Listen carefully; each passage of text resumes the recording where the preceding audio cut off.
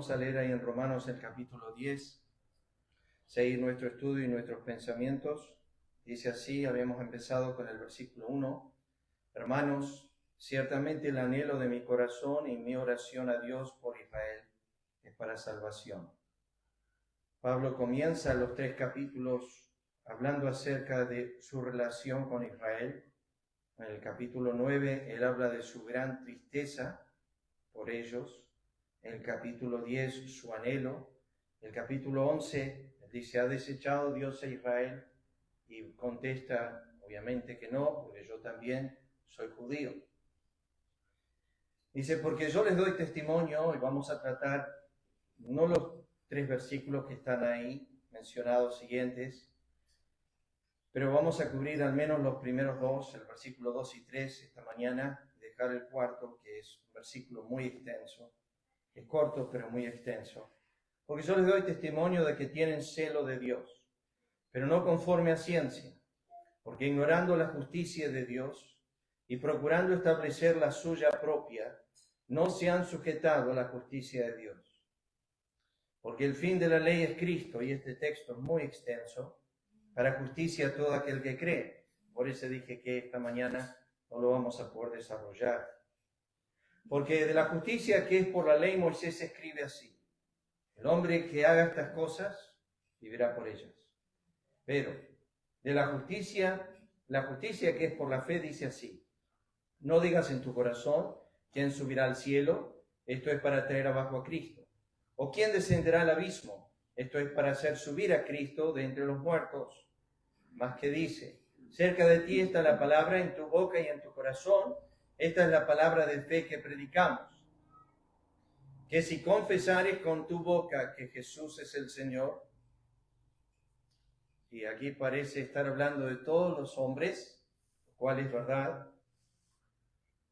pero me hizo pensar esta semana, mientras leía y meditaba sobre esto, que un día toda lengua confesará que Jesús es el Señor, para gloria de Dios Padre, y de ahí se irán al infierno. Si no confiesas ahora, tenés que confesar más tarde. Si no confiesas que Jesucristo es el Señor ahora, y no se ve en tu vida esa confesión, que Jesús es el Señor, podés ponerle pausa, 70, 80, 90, 100 años. Pero el día del juicio, cuando seas resucitado de entre los muertos y seas traído al juicio del gran trono blanco, y cuando se abran los libros y seas juzgado conforme a tus obras, conforme a tus palabras, conforme a tus secretos. Cristo dijo, de toda palabra ociosa que hablen los hombres, de ella darán cuenta en aquel día. Pablo dijo a los Romanos en 2:16, conforme a mi evangelio, Jesús va a juzgar todos los secretos de los hombres. Todo aquello que ha sido oculto va a ser juzgado en aquel día. Creo que es Wilmington que dice que hay 5 libros que van a ser abiertos. El libro de la ley, el libro de la conciencia, el libro de las obras, el libro de las palabras, el libro de los secretos. Bueno, se van a abrir estos libros y vamos a ser juzgados. Y cuando se termine el juicio, no vas a irte maldiciendo al infierno. Tus últimas palabras delante del trono infinito, el gran trono blanco que representa la pureza y la santidad de Dios. Delante de ese trono vas a confesar con tu boca que Jesús es el que está sentado en el trono. Ese que tiene la apariencia de hombre y es hombre, y va a estar delante de todos los hijos de los hombres.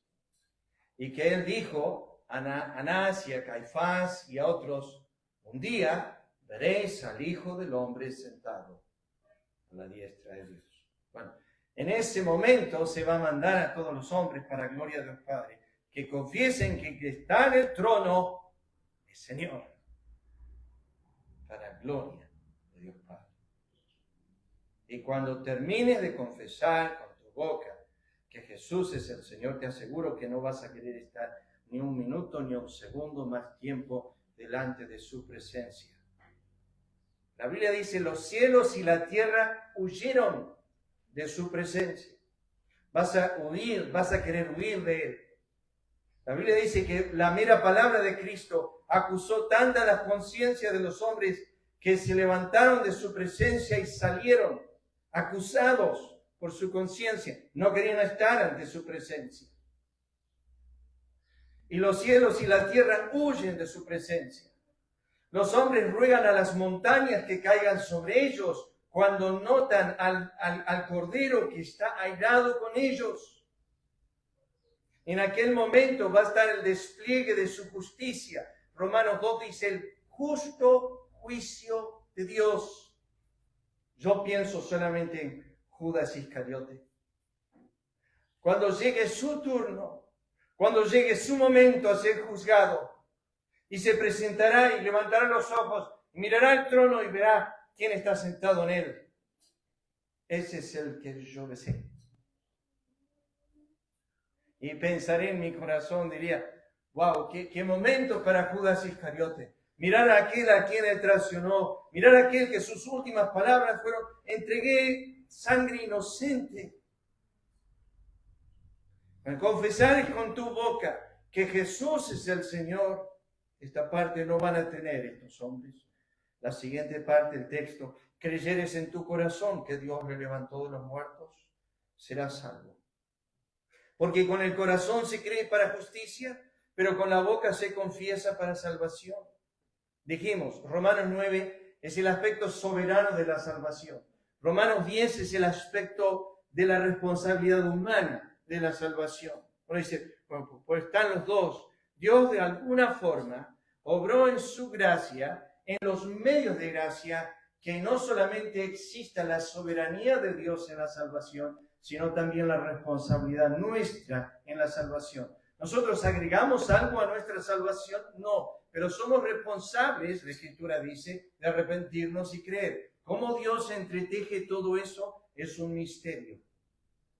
Sin embargo, cuando llegue el juicio final, la responsabilidad de no haber creído, de no haberse arrepentido, va a ser de los hombres, habiendo sido llamados en muchas veces al arrepentimiento. Pues la Escritura dice, todo aquel que en él cree no será avergonzado, porque no hay diferencia entre judío y griego, pues el mismo que es Señor de todos es rico para con todos los que le invocan, porque todo aquel que invocar el nombre del Señor será salvo. He pensado mucho en esa frase. Todo aquel que invocar el nombre del Señor será salvo. No es un mero llamar, queridos hermanos. No es el, bueno, hoy decido recibir a Cristo, hoy decido tomar una decisión, hoy decido decidir esto porque me están hinchando tanto con esto. No, todo aquel que invoca el nombre del Señor, de verdad, como dice el Salmo 145, surge de una interna obra del Espíritu, de una interna necesidad del alma y de un quebranto de contemplarse como Job, soy vil, que te diré. Surge de lo profundo del ser, no algo meramente en apariencia. Pero acá viene la responsabilidad humana. ¿Cómo pues invocarán a aquel en el cual no han creído? ¿Y cómo creerán en aquel de quien no han oído? ¿Y cómo irán sin haber quien les predique? ¿Y cómo predicarán sin que fueran enviados? Como está escrito, cuán hermosos son los pies de los que anuncian la paz, de los que anuncian buenas nuevas. Mas no todos obedecieron al Evangelio. Bueno, aquí viene otro concepto interesante en el libro de Romanos y a través del Nuevo Testamento que se llama la obediencia a la fe. La obediencia a la fe. Y la Escritura nos remarca esto, no es meramente creer, es una obediencia a la fe. Obedezco a lo que Dios está diciendo. Hay mucho de esto en el Nuevo Testamento. Mas no todos obedecieron al Evangelio. Pues Isaías dice, Señor, ¿quién ha creído a nuestro anuncio? Y asocia la obediencia con la fe. Así que la fe es por el oír. Y el oír por la palabra de Dios, o literalmente en el griego, por la palabra de Cristo, o por la palabra del ungido, o por la palabra del Mesías. Cristo habló mucho de esto en Juan 8, cuando dijo, no podéis oír, porque no sois de Dios. No podéis oír, porque no sois de Dios. Eso me llevó a algo interesante hace unas semanas atrás, cuando estaba preparando para la clase en instituto, algo que jamás había visto. Lo interesante de todo es ausencia de la iglesia y presencia de la iglesia en el libro de Apocalipsis. Esto es nada que ver con el sermón, pero tiene que ver con esta frase. En los primeros 3 capítulos se hace mención, en el principio de estudio hermenéutico se llama el principio de mención, se hace mención de la iglesia varias veces, no las conté. Del capítulo 1, 2 y 3 se menciona la iglesia. Desde el capítulo 4 hasta el capítulo 19 no está más. No se menciona más la iglesia, ausencia de mención. Pero lo más interesante de eso es el mensaje a las 7 iglesias, que es el mismo por el Espíritu a las 7. El que tiene oídos para oír, oiga lo que el Espíritu dice a quién, a las iglesias. Eso lo dice capítulo 1, 2 y 3. Pero cuando llegamos al capítulo 14 dice, el que tiene oído para oír, oiga. Y ahí cierra el Espíritu de Dios. No dice a las iglesias. Falta de mención. Principio muy importante en la Escritura. Pero digo, y esto es muy importante, por lo que voy a empezar a enseñar esta mañana. Pero digo, ¿no han oído? Adán no escuchó a Dios. ¿No le fue revelado el conocimiento de la voluntad de Dios? Lo que llamamos voluntad progresiva. ¿Qué significa? Adán en ese momento no sabía que Cristo iba a venir al mundo a morir por los pecadores. Adán tenía un solo conocimiento de su voluntad. Del árbol que está en el medio del huerto, no comas, porque del día que de él comieres, de cierto morirás. Esa es la única voluntad conocida de Adán. Adán solamente sabía lo que Dios le había revelado. Pero Adán no podía decir, no sé cuál es la voluntad de Dios. Sí, la sé lo que Dios quiere para mí en este momento, en este instante. Dios quiere que yo no coma de este árbol. Ah, pero me dijo, de todo árbol que está en el huerto, podrás comer. Me habló de una voluntad positiva y una voluntad negativa. Me dijo lo que puedo hacer y me dijo lo que no puedo hacer. Me reveló. Me dijo lo que puedo hacer y lo que no puedo hacer. ¿No han oído? Enseguida Dios pasa a su hijo. Se llama Caín. Y le habla a Caín. Y le revela su voluntad. Y le dice, si hicieres el bien, no serás enaltecido. Y si el mal, el pecado está a la puerta, te estoy revelando mi voluntad. Esto es lo que debes hacer. ¿Qué hace Caín? Rechaza la voluntad de Dios. Y hacemos la pregunta, ¿no han oído? ¿No escucharon? ¿Dios no les habló? ¿Cuántas veces tus hijos han oído quizás algo que has repetido una y otra vez a ellos? Y parece ser que transgreden en lo mismo. No los mires con tanta dureza porque tú haces lo mismo con el Señor. Una y otra vez. Pero digo, ¿no han oído? Antes bien, por toda la tierra ha salido la voz de ellos. Está citando Salmo 19. Y hasta los fines de la tierra sus palabras. Pero acá un poquito más profundo va Pablo. Le inunda un poco más. También digo, ¿no han conocido? ¿O no han oído? Bueno, pues un oír pasajero. Pero ahora dice, ¿no han conocido? ¿Saben? No solo oyen, sino saben. ¿No han conocido esto Israel? ¿Qué cosa? O todo este mensaje que estoy desarrollando, dice Pablo, ¿no lo han oído ya? Sí, lo oyeron cuando Moisés habló. Oh, pero han pasado muchas generaciones. Y yo, Pablo, estoy escribiendo de nuevo lo que Moisés escribió en Deuteronomio capítulo 30. Cerca de ti está la palabra en tu boca y en tu corazón. Esta es la palabra. Cerca de ti está. Es una cita de Deuteronomio. Es una cita de Moisés. ¿No han oído? Todos los sábados se lee a Moisés en las sinagogas. ¿No han oído? Sí. ¿No lo saben? Sí. Sí lo saben.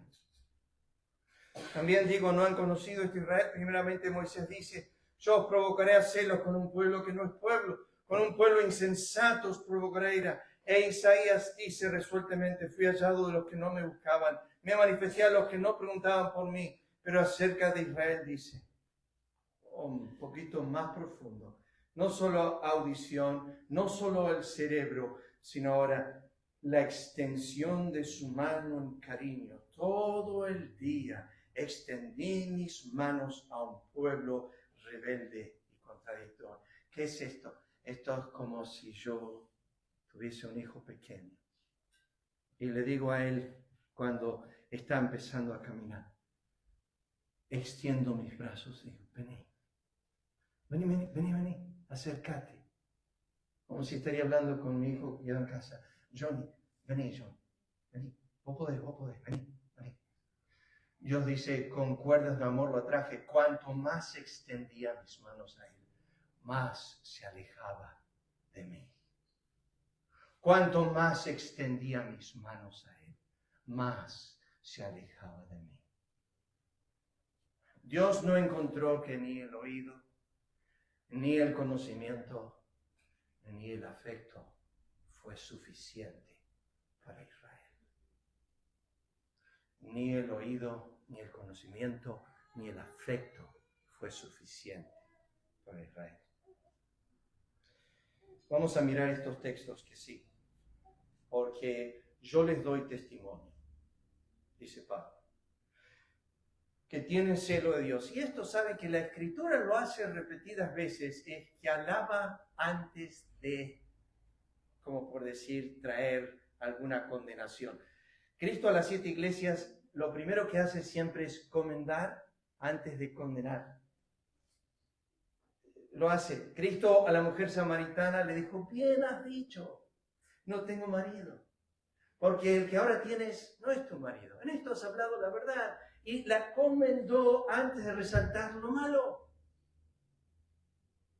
Pablo aquí no va a discutir el tema del celo de Israel. Yo doy testimonio. Yo doy testimonio de que tienen celo de Dios. Pablo dice, tienen pasión, tienen un ardor. La palabra griega literalmente es hervir hasta donde el agua está hirviendo. El celo de Israel para con Dios era algo que hervía. Pero hay celo que es bueno, hay celo que es malo. No tomé tiempo para mostrarle todas las referencias sobre la palabra celo en la Escritura. Pero hay un celo bueno como el de Cristo cuando estaba en Juan 2 y dice, el celo de tu casa me consume. Eso está bien. Pero después están los celos, las iras y las contiendas que había entre los creyentes de Corinto. Eso está mal. Es un fruto de la carne y eso está mal.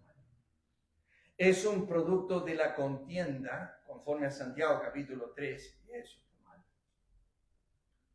Pero este celo es particular, es un celo a lo que se llama la piedad. Es un celo a lo que tiene que ver con la religión. Es un celo con un conocimiento mental que uno posee de Dios, que esto es lo que está haciendo referencia Pablo a Israel. Escuchen el texto. Yo les doy testimonio de que tienen celo de Dios, pero no conforme a ciencia, y vamos a desarrollar el texto, porque ignorando la justicia de Dios y procurando establecer la suya propia, no se han sujetado a la justicia de Dios, porque el fin de la ley es Cristo para justicia a todo aquel que cree. Primeramente, Pablo es el ejemplo supremo de este tema del celo, como judío. Escuchen sus palabras. Yo de cierto soy judío, nacido en Tarso de Cilicia, pero criado en esta ciudad, instruido a los pies de Gamaliel, estrictamente conforme a la ley de nuestros padres, celoso de Dios, como hoy lo sois todos vosotros. Está dando su testimonio del pasado. No está hablando de su situación presente. Está diciendo en el pasado, quiero que entiendas, yo era celoso de Dios. ¿Salvo? No. Celoso de Dios. ¿Conocedor de Cristo? No. Celoso de Dios. Puede ser. ¿Cómo lo sois todos vosotros?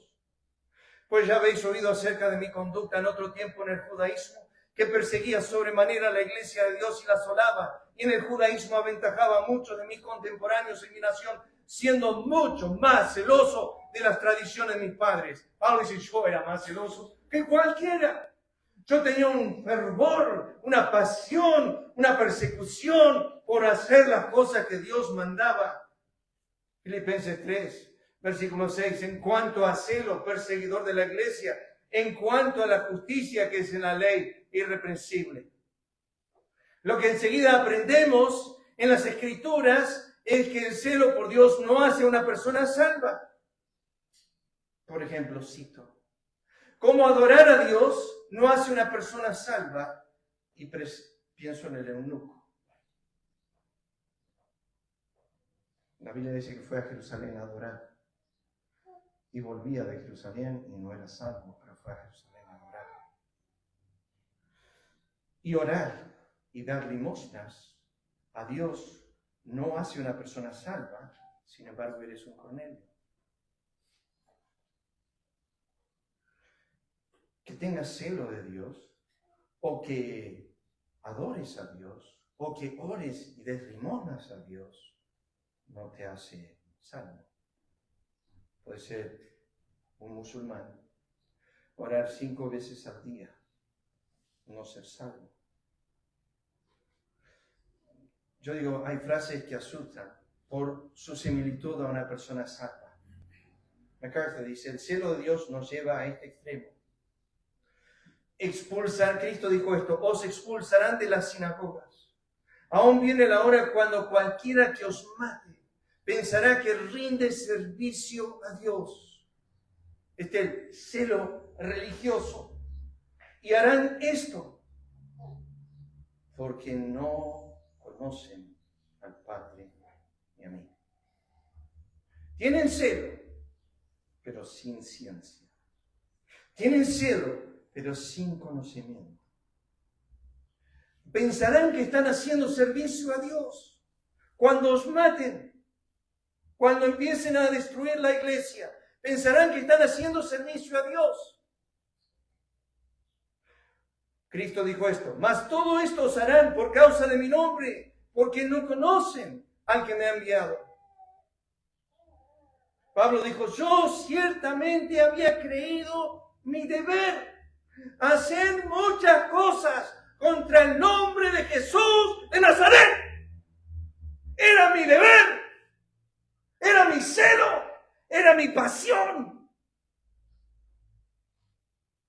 Pablo dice, yo estaba convencido que lo que estaba haciendo era verdad. Nosotros en Ezeiza, cuando vivíamos ahí, había 2 ciudades muy conocidas. Una era Constitución, que es donde termina el tren yendo a Capital, y la otra era Cañuelas, que era donde terminaba la línea de tren. Y decíamos, vos podés estar yendo a Constitución y decir que estás yendo ahí sinceramente, pero el tren está yendo a Cañuelas. Y vos ser 100% sincero, y la sinceridad no salva a alguien. Ni el celo, ni la pasión, ni la entrega. Escuchen, no me malentiendan, hermano, pero hay musulmanes y hay católicos que muestran más celo por la verdad de que ellos creen que nosotros. Yo ayer salí a hacer compras a la mañana, y cuando estoy haciendo compras, están rodeando mi vecindario los testigos de Jehová. No sé cuántas veces en el mes ellos visitan mi casa. Y ellos son celosos por lo que hacen. Y ellos tienen celo por lo que ellos creen. Y lo que ellos creen está mal, está equivocado, está distorsionado. Pero no se les va el celo. Tenía un ateo, nuestra iglesia años atrás en Monte Grande que le decía a mi padre, amaba a mi papá y mi papá lo visitaba todos los días, leían 5 capítulos de la Biblia todos los días y él leía más la Biblia que muchos cristianos, pero no la creía. Pero él le decía a mi papá, si yo creyese en el infierno como los creyentes en esa iglesia le creen, no me quedaría sentado en mi casa, iría casa por casa a hablar con todos, porque si todos van a ir a ese lugar, ¿por qué no ir? Pablo dice esto, lo cual también hice en Jerusalén. Yo encerré en cárceles a muchos de los santos, habiendo recibido poder de los principales sacerdotes, y cuando los mataron yo di mi voto, y muchas veces castigándolos en toda la sinagoga, los forcé a blasfemar, y enfurecido sobremanera contra ellos, los perseguí hasta las ciudades extranjeras. Mi vida pues desde mi juventud, la cual desde el principio pasé en mi nación, en Jerusalén, la conocen todos los judíos, las cuales también saben que yo desde el principio, si quieren testificarlo conforme a la más rigurosa secta de nuestra religión, viví fariseo. Pablo es esto, Pablo dice, soy celoso, fui celoso de Dios. En lo que respecta, dice MacArthur, al cumplimiento del legalista de las exigencias externas de la ley, Pablo era irreprochable. A él no lo ibas a agarrar con una falta en lo que es guardar la ley. Sin embargo, al igual que los demás judíos de su época, no comprendía la verdad espiritual ni la piedad genuina. No solo no conocía ni seguía el camino de Dios, sino que se oponía vehementemente a él, persiguiendo a la iglesia de Dios. Anote esto. Tienen celo de Dios. Romanos 10:2. Creen en Dios. Santiago 2:19. ¿Quiénes? Los demonios, dice Santiago. Creen en Dios. Conocen a Dios. Romanos 1:21. Habiendo conocido a Dios, dice Pablo a los romanos. Creen y tiemblan, dice Santiago en 2:19. Entienden el juicio de Dios. Romanos 1:32. Tienen acceso diario al trono, Satanás. Dios habla con él, Balaam. Dios abre los ojos de Balaam, Números 22:31. Ve al ángel de Jehová, Números 22:31. Se postra en reverencia ante él. Profetizó de parte de Jehová. Dios puso su palabra en la boca de Balaam. Tener los dones de Cristo, echar fuera demonios, sanar enfermos, resucitar muertos, predicar el evangelio, mandar a los hombres al arrepentimiento, ver sus obras, su poder, vivir y estar con Cristo 3 años, es meramente ser Judas Iscariote. Ministrar en el tabernáculo, ser servidores de Dios, participar de este servicio y estar totalmente perdidos. Número 16, los hijos de Coré. ¿Alguien sabe quién era Coré? Era el primo de Moisés. Tenían el mismo abuelo, diferentes padres, misma familia. ¿Cómo no se va a enojar Coré cuando su primo tenía una posición tan alta y él una posición tan baja? ¿Quién se cree que es? Se sublevó contra su primo. ¿Quién te dio esa autoridad? Primos de Moisés, Aarón y María. Me puse a estudiar un poco esta mañana sobre Coré. Tremendo personaje. Tú puedes creer en Dios, temblar, tener miedo del juicio venidero. Tú puedes, como Félix, temblar, como Agripa, estar cerca de creer. Tú puedes estar siempre viviendo ahí en el borde de ese conocimiento que te envuelve. Peor es si te crías en un ambiente de una casa donde se predica la verdad y la conoces externamente y la conoces intelectualmente, pero desde el cerebro al corazón nunca ha llegado. En inglés lo llaman los 12 centímetros, esa distancia que parece ser eterna, de acá a acá, no llega a tu corazón. Pablo dice, tienen celo, pero no conforme a ciencia. No, bueno, acá la culpa la tiene Dios. Si ellos no saben, es porque alguien no les dijo, Y si alguien no les dijo, entonces la culpa la debe tener Dios, que ellos no están teniendo un celo conforme a ciencia. Que la pasión que ellos tienen está divorciada del conocimiento que tiene en su corazón. Que es como David, cuando de repente dijeron el arca ha sido recibida por los de Bet-Semes. David dice, hay que traerla a Jerusalén. Y se entusiasmó y preparó todo, la puso en un carro y la subió al carro y venía lanzando y la venía trayendo. Y el arca se corre un poco y Usa se extiende tu mano para tenerla. Y Dios siguió a Usa y cayó muerto. Y David había tenido entusiasmo y fervor, pero no lo había hecho conforme a ciencia. No lo había hecho conforme al conocimiento. Porque en el conocimiento de las Escrituras decía que el arca debía ser llevada en los hombros de los sacerdotes, no en un carro nuevo. Y David dijo, por no haberle lo hecho como Dios manda, por esto Jehová nos ha castigado. Ahora David dijo, hagámoslo como dice que debemos hacerlo. No hagas como a tu manera, o tu celo, o tu pasión te parece. Hazlo como está escrito. No conforme a ciencia. Pablo hablaba de esta particularidad. Escuchen los judíos, porque esto es notorio de Israel. Los judíos y la ley. He aquí tú tienes el sobrenombre de judío. Te apoyas en la ley, te glorias en Dios. Conoces su voluntad, instruido por la ley, apruebas lo mejor. Confías en que eres guía de ciegos, luz de los que están en tinieblas, instructor de los indoctos, maestro de niños, que tienes en la ley la forma de la ciencia y la verdad. Mucho conocimiento. No todo el conocimiento que recibimos aprovechamos, queridos hermanos.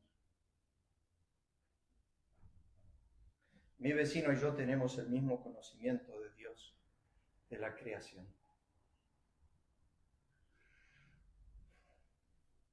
Pero mi vecino no adora al Creador que yo adoro. No se somete al Creador que yo me someto.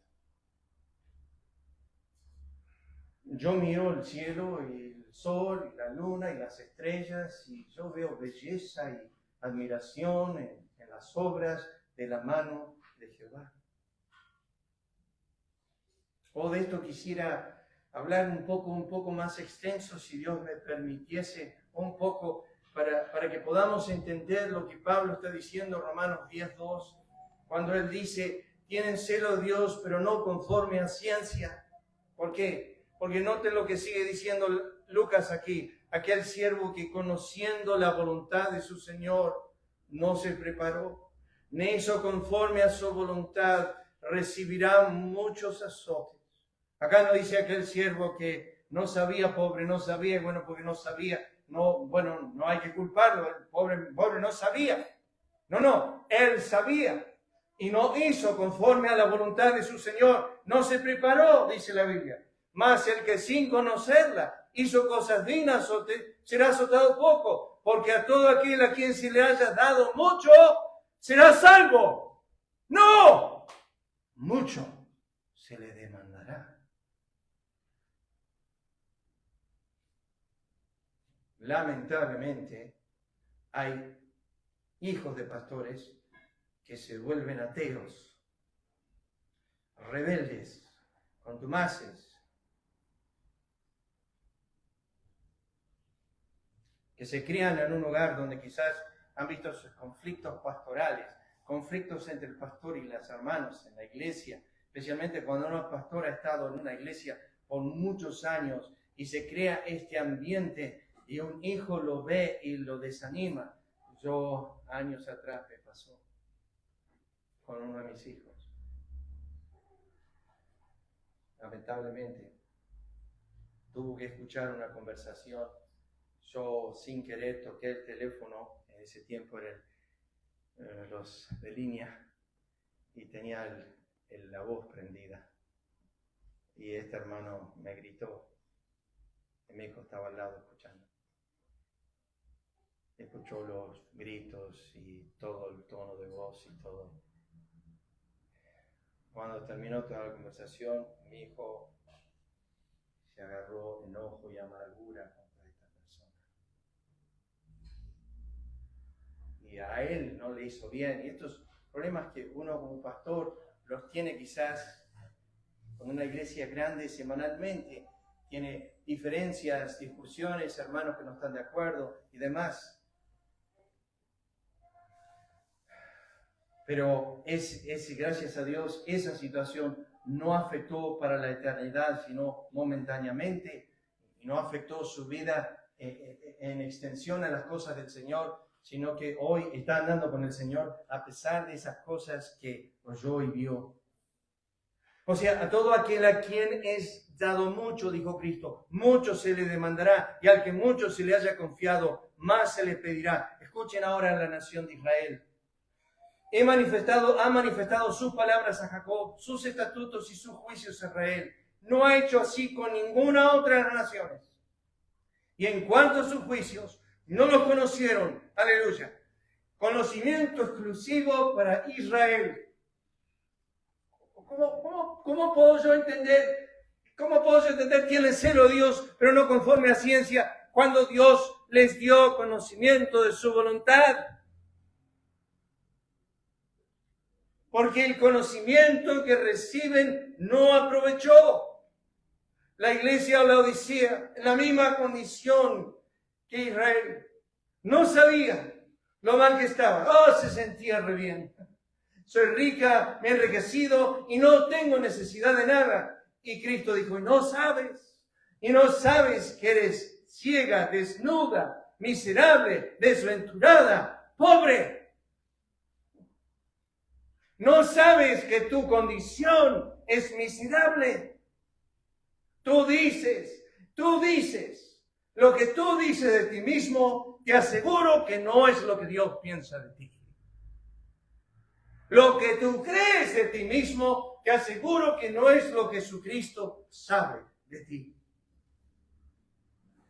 Yo esta mañana le estaba escribiendo a mi amigo ahí en el norte y le dije, a mí lo que me turba es Filipenses 1:20. Eso me turba. Ojalá yo pudiese decir con Pablo, para que en aquel día no tenga de nada de qué ser avergonzado. Le dije, yo no estoy ahí. Lamentablemente no. El conocimiento envanece. Ese conocimiento es el equivocado, clase. Ese es el erróneo. El que enaltece tu corazón cuando sabes algo, ese conocimiento destruye. Israel miraba a los gentiles y decía, son todos perros. El fariseo miraba al publicano y dice, no sos digno de estar en esta casa. El fariseo miró a Cristo y dijo, si supiera quién es esta mujer, no le permitiría que le lave los pies. Conocimiento vano. Conocimiento que destruye. Conocimiento que llega a la mente y enaltece nuestros corazones y no quebranta. Eso lo llamamos la letra de la ley y no el espíritu de ella. El hombre que cae bajo el espíritu de la ley y en vez de leer, no codiciarás el hombre que codicia a la mujer y dice, yo exteriormente, yo no me acosté con ninguna mujer, nunca me acosté con una mujer en la cama, sabé ese mandamiento, lo he guardado. Y Cristo dice, para un segundo, vamos al espíritu de la ley, te hago una pregunta, ¿miraste a alguna mujer alguna vez para codiciarla? ¿Está dentro del tema eso? Si miraste a una mujer para codiciarla, entonces Cristo dijo, has cometido adulterio con ella, en tu corazón. Entonces has pecado, has hecho lo que la ley dice que no debes hacer. No maté a nadie, pero, escúchame, si tú aborreces a tu hermano en tu corazón, eres un homicida. Esto es el espíritu de la ley, o la letra de la ley. Puede ser que yo a la letra de la ley y a tu apariencia más o menos ando bien, pero ese conocimiento es peligroso. Ese conocimiento llevó a Cristo a mirar a los celosos intérpretes de la ley y decirles 7 veces, hipócritas. ciegos, hipócritas. Eran los celosos de Israel. Conocer acerca de Dios no es una cosa, conocer a Dios es otra. Y hoy Santiago pidió, creo que fue el segundo, conozco que todo lo puedes, que es una cita de Job 42. Job dice ahí, de oídas te había oído, y mientras él había oído acerca de Dios, era un hombre perfecto, temeroso y apartado del mal. Pero cuando Dios se le acercó y le dio una visita, se sintió vil, miserable. Cuando estás lejos y tienes un conocimiento de Dios a la distancia, ese Dios no es tan grande. Me acuerdo la ilustración de la niña y el padre cuando vieron el avión allá arriba volando.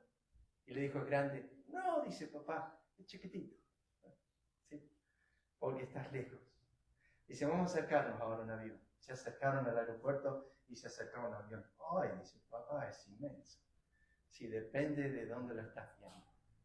De lejos es chico, de cerca es grande. Si tú te acercas a las orillas del mar, el mar no es tan imponente. Pero si tú estás con un velero en lo profundo del mar y comienzan las tormentas, te das cuenta de cuán imponente es. Cuanto más cerca estás a este Ser Supremo, más imponente es, y cuanto más cerca la luz de Él, más inmundicia ves. Cuanto más cerca su santidad, más impiedad contemplas. Escuchen el desecho de la ciencia de Israel. Escuchen, porque mi pueblo es necio. Dios hablando de su pueblo, no me conocieron. Son hijos ignorantes, no son entendidos, sabios para hacer el mal, pero para hacer el bien no supieron. Aún la cigüeña en el cielo conoce su tiempo, y la tórtola y la grulla y la golondrina guardan el tiempo de su venida, pero mi pueblo no conoce el juicio de Jehová. ¿Cómo dices nosotros somos sabios y la ley de Jehová está en nosotros? Ciertamente Él la ha cambiado en mentira, la pluma mentirosa de los escribas. Terrible lo que hicieron los escribas, agregando, quitando de las escrituras. Los sabios se avergonzaron, se espantaron y fueron consternados. He aquí que aborrecieron la palabra de Jehová. ¿Qué sabiduría tienen? ¿Así pagáis a Jehová, pueblo loco e ignorante? ¿No es Él tu Padre que te creó? Él te hizo y te estableció. El buey conoce a su dueño, el asno al pesebre de su Señor. Israel no entiende. Mi pueblo no tiene conocimiento. Oí palabra de Jehová, hijos de Israel, porque Jehová contiende con los moradores de la tierra, porque no hay verdad, ni misericordia, ni conocimiento de Dios en la tierra. Mi pueblo fue destruido porque le faltó conocimiento. ¿Y por qué le faltó conocimiento, clase? Por lo que sigue, por cuanto desechaste el conocimiento. Le faltó conocimiento porque lo desechó. Tienen celo de Dios, pero no conforme a ciencia. Pero es que no tuvieron ciencia, sí, Colby, pero la desecharon. La desecharon. Yo te echaré del sacerdocio, porque te olvidaste la ley de tu Dios. También yo me olvidaré de tus hijos. ¿Saben que una marca clara de un pastor, antes un sacerdote, que está en las Escrituras, es que cuando venga alguien a hablarle, conforme a Malaquías 2:7, responda de la Biblia y no de sus pensamientos? La Biblia dice en Malaquías 2:7, de la boca del sacerdote procederá la ley. De la boca del sacerdote procederá la ley. Y si tú vas a tu pastor y le haces una pregunta y él te dice, bueno, ¿sabes qué me parece? Sinceramente no te tiene que importar lo que a él le parece, sino que su juicio debe estar ajustado a los juicios de Dios. Debe haber un conocimiento escritural a tal forma que sus respuestas sean bíblicas y que él pueda responder conforme, él pueda decir con Cristo a Satanás, escrito está. Pues yo les doy testimonio, dice Pablo, que tienen celo de Dios, pero no conforme a ciencia, porque ignorando la justicia de Dios. Y procurando establecer la suya propia. No se han sujetado a la justicia de Dios. 3 veces aparece esta palabra ignorar y siempre en relación a Israel. Escúchenla. Me remonto hacia el pasado. La primera. Entonces respondiendo Jesús les dijo. ¿Se acuerdan ustedes cuando le preguntaron si una mujer se casaba con 7 hombres? Yo digo, pobre mujer. Pero me acuerdo de alguien predicando ese texto que dice, si ellos dijeron, bueno, el primer hombre se casó con ella y murió, el segundo hombre se casó con ella y murió, el tercer hombre se casó y murió. Bueno, si fuese el cuarto hombre estaría mirando su cocina, qué sé yo. Por eso le están muriendo todos. Y bueno, plantearon un caso hipotético a Cristo para ver si lo podían hacer tropezar. Y cuando terminó de hablar, ellos terminaron de preguntar, el Señor les dice a ellos. Esto le dice. Entonces respondiendo Jesús le dijo, erráis, hablando con estos saduceos, fariseos que están en las Escrituras, erráis, ignorando las Escrituras, número 1. 2, erráis, ignorando el poder de Dios. O sea que tenían celo, pero estaban ignorando. Romanos 2:4, contexto es los judíos. Menosprecias las riquezas de su benignidad, paciencia y longanimidad, ignorando que su benignidad te guía al arrepentimiento. Tercera vez que se menciona. Romanos 10:3, ignorando la justicia de Dios y procurando establecer la suya propia, no se han sujetado a la justicia de Dios. Y aquí, si pudiese, no sé qué hora es, Lisa, ¿me decís qué hora es? Ya se me fue.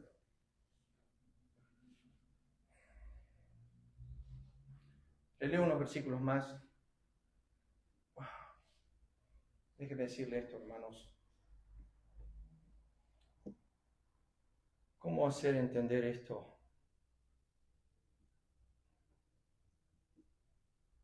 Tu ojo, tu oído. No fueron hechos meramente para que tú veas y tú oigas. Sino Salmo 94 dice, el que hizo el ojo no verá, el que hizo el oído no oirá. Tu ojo y tu oído son para que cuando mires en el espejo sepas que hay un Dios que escucha y un Dios que ve. El que enseña al hombre la ciencia no sabrá. La Biblia dice Dios pone entendimiento en el corazón en el nacimiento. Algunos tienen más, algunos tienen menos. Algunos no tienen nada. Algunos Dios no le da ese entendimiento. Algunos Dios le da más. Algunos Dios le da menos. ¿Pero por qué? Porque todo lo que Dios hace siempre, escuchen, todo lo que Dios hace siempre apunta a sí mismo. Y si tú te miras en el espejo y lo único que ves es a ti, has errado. Has faltado al propósito eterno de Dios. Él no te hizo para que cuando te mires en el espejo digas, uy, qué hermoso soy, uy, qué lindo soy. No, Él te hizo para que cuando mires en el espejo digas, qué creador maravilloso tengo. Dice la Biblia en Isaías 40:26, levantad vuestros ojos en alto y mirad quién creó estas cosas. Levantad vuestros ojos en alto y mirad quién creó. Cuando miro al sol digo, wow, ¿quién lo hizo? Cuando miro la luna digo, wow, ¿quién lo hizo? Cuando miro las estrellas digo, wow, ¿quién lo hizo? Tiene un propósito más sublime que meramente lo creado.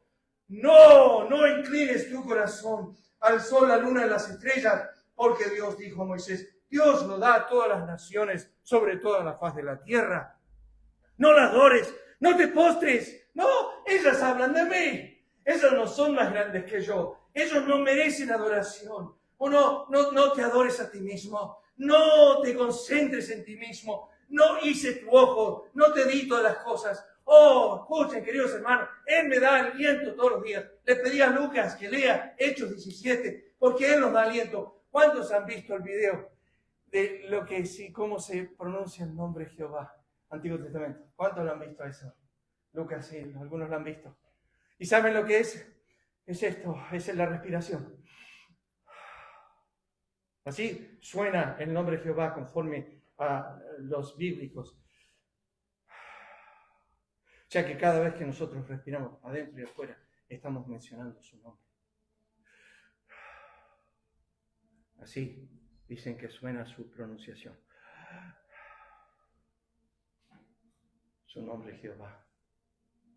Eso es lo que significa. Que cada vez que tú respiras, lo mencionas. Pero es más, cada vez que tú respiras, Él demanda que tú le digas que gracias, porque es una dádiva de Él. 20,000 veces al día.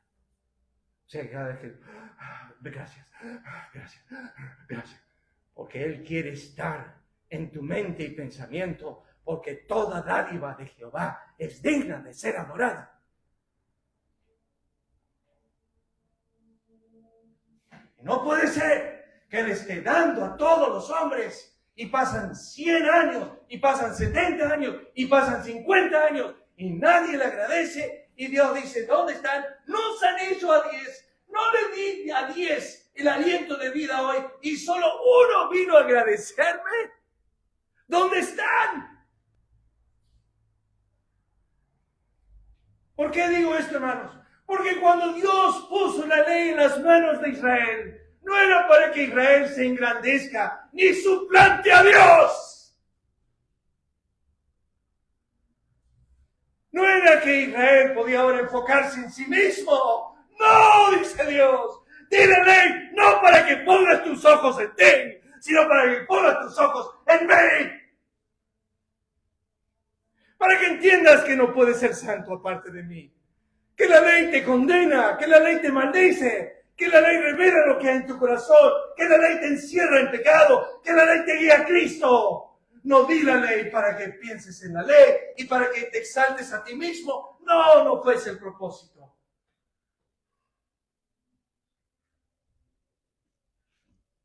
Y lo hace Dios en la creación y lo hace con todas sus dádivas. Termino rápidamente con esto. No vamos a terminar el texto, pero escúchenlo nomás. Desecharon sus estatutos. Dejaron todos los mandamientos de Jehová. Te provocaron a ira, se rebelaron contra ti. Echaron tu ley tras sus espaldas. Por tanto, como la lengua del fuego consume el rastrojo y las llamas devora la paja, así será su raíz como podredumbre, y su flor se desvanecerá como polvo, porque desecharon la ley de Jehová, de los ejércitos. Escuchen ahora este texto, es tremendo. Escuchen. Ella, está hablando de Jerusalén en el versículo 5, ella cambió mis decretos y mis ordenanzas. ¿A qué? En impiedad. ¡Oh, terrible! Ella cambió mis decretos, mis ordenanzas en impiedad. ¿Quién te crees que eres? ¿Quién te crees que eres hoy, Israel? Que tu celo te has llevado a una persona sin entendimiento, loco, ignorante, impío. Tomaste mi ley y dijiste, se puede pecar. Tomaste mi ley y dijiste, se puede fornicar. Tomaste mi ley y dijiste, se puede adulterar. Se puede, se puede, se puede. Dios dijo, lo cambiaste.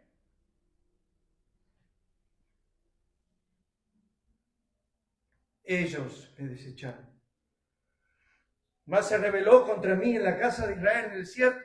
No anduvieron mis estatutos. Desecharon mis decretos. Porque desecharon mis decretos. No anduvieron mis estatutos. Y tú dices, ahí estamos, Romanos 10, ignorando la justicia de Dios. Oh, no, hermanos. La ignoraban porque la desecharon. Y como dice el texto, no se sometieron. Como ya habían hecho tantas veces, vamos a volver a hacerlo. Allá atrás desechamos sus mandatos. Allá atrás desechamos sus principios. Acá desechamos su justicia. O sea, Israel es la demostración de hacemos lo que queremos y cómo nos antoja. Bien, se me fue la hora. Paramos acá, pero voy a volver a leer el texto. Téngame paciencia que quiero volver a leer este pasaje. Escúchenlo. Ignorando la justicia de Dios. Y la palabra procurar es una palabra muy común en el Nuevo Testamento, que es la palabra buscar, perseguir. Buscar, establecer, la palabra establecer es estimar en el griego, que significa ponerse de pie. Me paro por mí mismo solo en tu presencia. No te preocupes que yo por mí mismo me puedo parar. El texto tiene una verdad gloriosa ahí, pero déjenme decirles esto. Ignorando la justicia de Dios y buscando ponerse de pie por la suya propia. Me voy a poder parar delante del trono un día y Dios me va a decir, bien, llegaste, sos justo, sos santo, lo hiciste. Porque ninguno será justificado delante de Dios. Procurando establecer la suya propia. Pero miren el intercambio, hermanos, por favor, dejen terminar con esto. La justicia de Dios por la mía. No es nada nuevo. Israel ya viene cambiando a Dios varias veces. Lo cambiaron en el desierto. Aarón estaba solo ahí con el pueblo. Dijeron, hacenos un Dios, hacenos un becerro. Hicieron un becerro y cambiaron la gloria de Dios incorruptible por algo corruptible. Lo cambian. No lo hacemos. Cambiamos a Dios, ignorando la justicia de Dios. ¿Qué hizo todos esos mandamientos? Israel miró 613 mandamientos y dijo esto, neciamente, yo puedo. Oh, si esta mañana si Dios te diría a ti, hazme una célula. Un poco complicado, vamos a algo más sencillo. Haceme una semilla de tomate que tenga vida en sí, que dé fruto. Vamos. Algo más sencillo. Hace una estrella. Hace un ser humano. Hermanos, Dios dijo, sé santo. Si tú no puedes hacer lo que Dios te pide en el tiempo, ¿por qué crees que tú puedes hacer lo que Dios es eternamente? A mí no me entra en la cabeza. Bueno, pero está en la Biblia, ¿no, pastor? ¿No dice la Biblia, sed santo? Sí, pero la Biblia dice, sed santo, porque me está mostrando lo que yo no puedo y que tengo que ir en arrepentimiento y quebranto de corazón. Y dice el Señor, este mandamiento es imposible para mí. La Biblia le dice que Cristo en Juan 6 le dijo a los discípulos, dale vosotros de comer. Y él seguía, si nosotros no podemos, tenemos 2 panes y 5 peces, ¿cómo querés que le demos de comer a tanta gente? Y la Biblia dice, Jesús ya sabía lo que iba a hacer. Por eso los probó. Le dijo, dale, denle ustedes vosotros. Y ellos estaban mirando 2 panes, 5 peces. Hay 20.000. ¿Cómo hacemos para dar a tantos? No, piensen un poquito. Si ustedes no pueden hacer esto que es menos, ¿por qué piensan que pueden hacer esto que es más? Si no pueden hacer lo terrenal, ¿por qué piensan que pueden hacer lo eterno? Y yo digo siempre esto, y termino con esto esta mañana. Si tú no puedes vivir un día sin la dependencia de tu Creador, que Él te dé el aliento y la vida y todas las cosas, y que Él te haga latir tu corazón. Si tú no puedes, aparte de Él, ¿por qué piensas que si en lo terrenal no puedes, por qué puedes lo espiritual? No, a mí me sorprende eso, me sorprende. No se han sujetado. La palabra no se han sujetado es una palabra griega para no obedecieron a la justicia de Dios. No obedecieron a la justicia de Dios. Pero usted recién dijo, no se puede. Bueno, la ilustración le da tantas veces. Ahí estaba el paralítico acostado en su cama. Lo habían bajado, ¿se acuerdan? Ahí en el techo, rompió el techo de Cristo y le bajaron ahí paralítico y ahí estaba. Y Jesús miró al paralítico. Nunca antes había podido caminar. Jesús lo miró, le dijo, a ti te digo, levántate, toma tu cama y vete. Y el paralítico dice, levantándose, hizo lo que Jesús mandó. ¿Cómo pudo? si antes no podía. Lo que pasa es que en ese momento la misma palabra de Cristo le otorgó el poder para hacer lo que le estaba demandando hacer. Le dio el poder para ejercer todo aquello que él necesitaba hacer en ese instante. Su poder. Le dijo: Lázaro, sal de los muertos, dale. Señor, está muerto. Sí, pero es mi poder que va a levantar a ese hombre, y de ahora en más van a ver que la vida de ese hombre depende de mí, como de ustedes. Solo que porque ustedes viven y nacieron y creen que salieron meramente del vientre de la madre y que desde ahí están respirando por su voluntad. No, todo existe y vive por la voluntad de otro. Eso lo dice Apocalipsis 4:11. Vamos a orar. Padre eterno, ayúdanos a entender este pasaje. Y como dijo Pablo en cuanto al amor de Cristo, su profundidad, su altura, su longitud, su anchura. Ayúdanos, oh Dios, a ver y comprender este poder que hay en ti, que nos sostiene. Líbranos de intercambiar lo tuyo por lo nuestro. Lo nuestro perece, es como la flor del campo, que pronto ha de marchitarse, su gloria desvanece. Líbranos de esto, oh Dios. Bendice nuestro tiempo de comunión juntos hoy. Un tiempo que compartamos. Gracias por los que han podido congregar esta mañana, por cada uno de los hermanos. Y trata con nuestros corazones conforme a tu buena voluntad. Lo pedimos en el nombre de Cristo. Amén. El Señor les bendiga, hermanos.